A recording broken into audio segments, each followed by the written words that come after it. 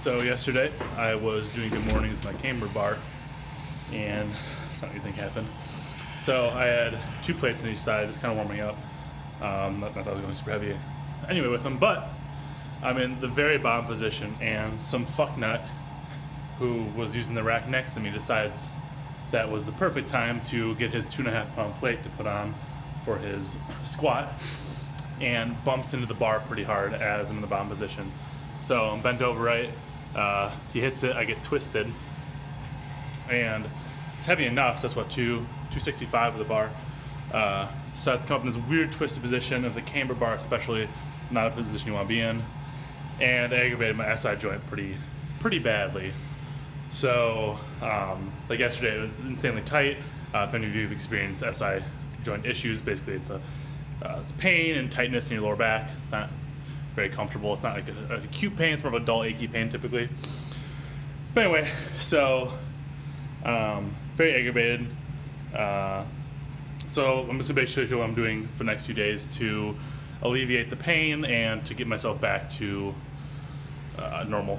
Because honestly, the most upsetting thing is I'm not gonna be able to squat 500 a day, so I'll kind of end that run. But again, out of my control. That fucker, I yelled at him for fucking like 5 minutes straight. He's like, fucking, I don't know. He's like about to cry, so I stopped. But, and he's very apologetic, which it's good on his behalf. But anyway, so this is what I'm doing for the next few days to get it back to good. So here's the first and last thing I do, is a self adjustment of the SI joint. So the one leg, my left leg here, I'm pushing into the wall, and the other leg I'm pushing the opposite direction into my own hands. This is gonna put the hips back in the proper place. And if you do have an SI joint issue, this isn't gonna make it any worse. Most of the time it makes it better. Usually if you have immediate relief afterwards, which is a big deal, I do.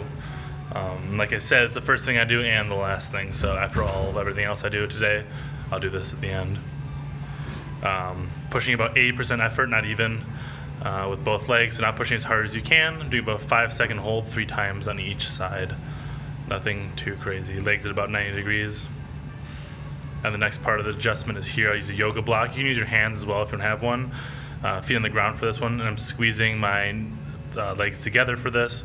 Again, 80%-ish effort, probably less. 4 or 5-second hold 3 times. And a lot of people feel a pop here. If you have an SI joint issue, often you'll feel a pop followed by immediate relief.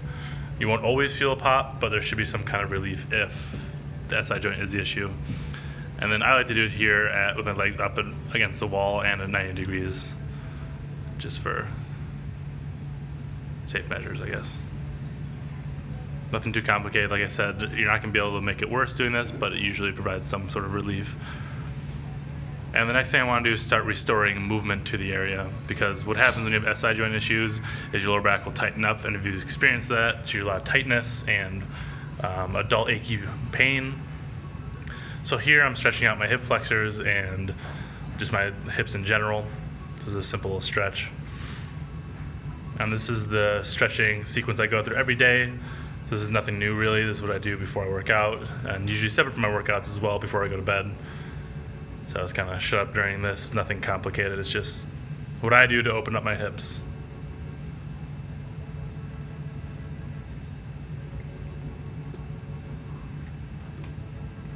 I should note that in the leg that is behind, so here my left leg, I am squeezing my glute the entire time to get a better stretch of the hip flexor.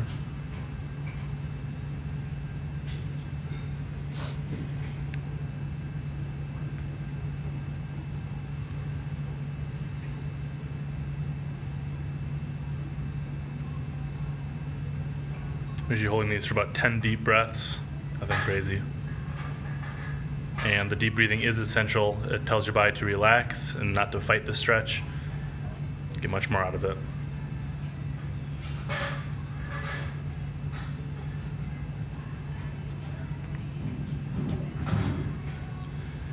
Same thing here is, again, restoring some movement, because especially in a flex position, often the back feels pretty terrible when you have an SI joint issue.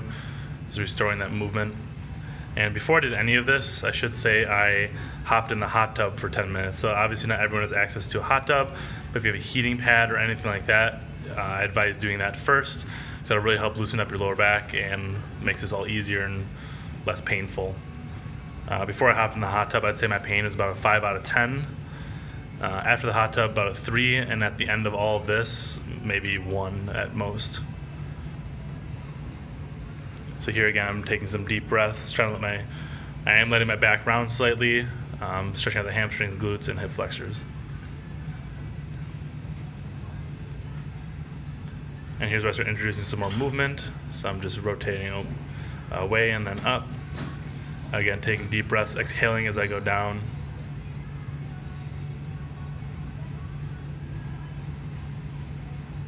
I'm a big believer in twisting movements for lower back health.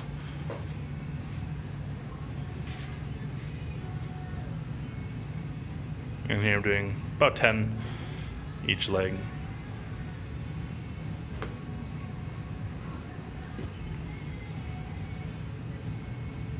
Lats are looking juicy though, huh? And you can even see, I mean, there's nothing for you guys to compare it to, but I can see at least that my range is limited slightly. Normally I can come down farther and twist farther, but there's, again, some tightness from this.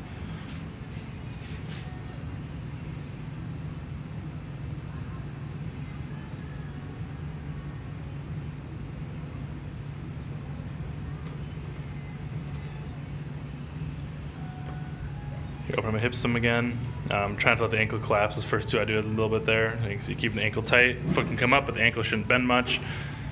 Really pushing pretty hard on the leg. Trying to extend my arm fully.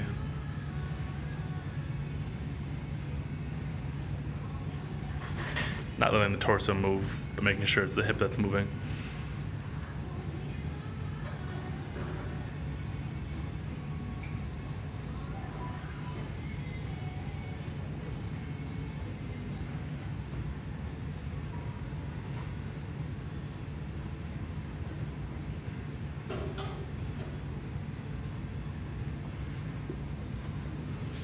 And last one here, 90-90 stretch. So first I just kind of feel it out usually. Again, I can feel here my range of motion is limited compared to what it normally is. Usually a little bit of twisting, and then with my back leg, here my left leg, I'll usually just introduce a little bit of movement. Not really lifting as high as I can, just a little bit of movement to get everything warm and loose. Same on the other side. And normally I would do a little more twisting and bring my chest down to the floor and stuff like that with this movement, but just because I'm already limited, there's no real point right now.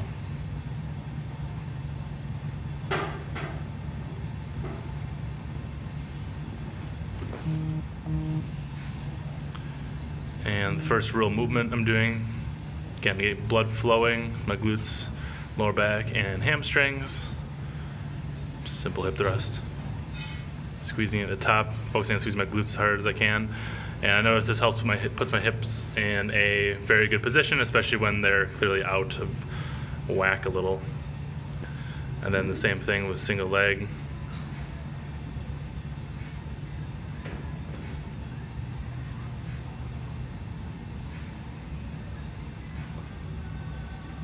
Being a little bit explosive. Nice here again, introducing more ranges of motion, so I'm letting everything twist. Turn my head away, taking 5 very deep breaths as I exhale, letting everything sink in a little more. Not the best angle I could have filmed from, so sorry. Everything's about 90 degrees though. So, again, very deep breaths, trying to breathe into my belly.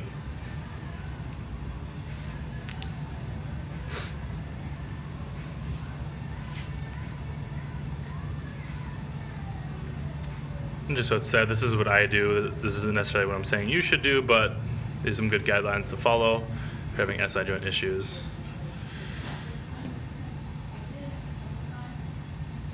Sure, I get shit on for how I'm doing these because everyone does them wrong apparently. But again, most of these are just to get blood flowing to the area. Best thing you can do for SI joint issues.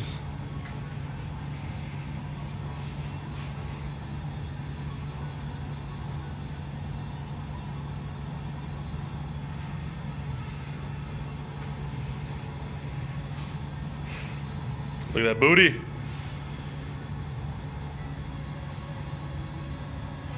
Booty, booty, booty, booty, booty.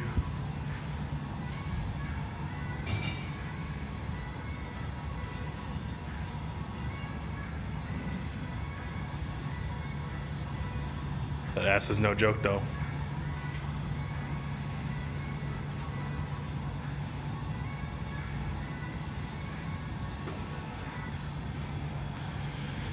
Here you're getting some extra range of movement in flexion. Or extension, sorry. Focus on squeezing the glutes. And last one, just get a nice little hold here.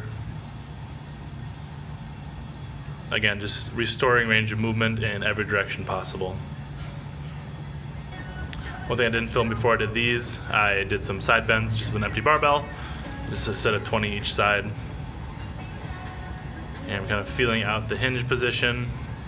Again, obviously focus on squeezing the glutes on the way up. So you can see I'm trying to gain some new ranges of motion that are limited to me currently.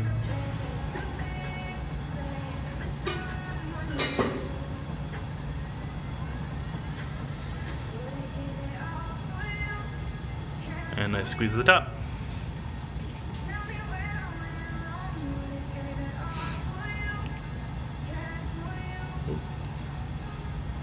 This isn't the best back extension to do these with because these handles are kind of in the way, but getting some rotation in. I said it 10 times already, trying to regain lost ranges of motion. Get the back and hips moving every direction I possibly can get them moving in.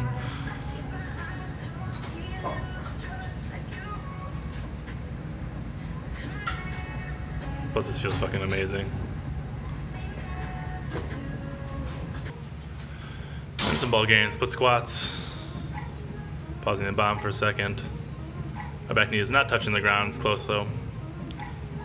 Make sure to keep my torso upright, chest up. Leg about 90 degrees in the bottom position.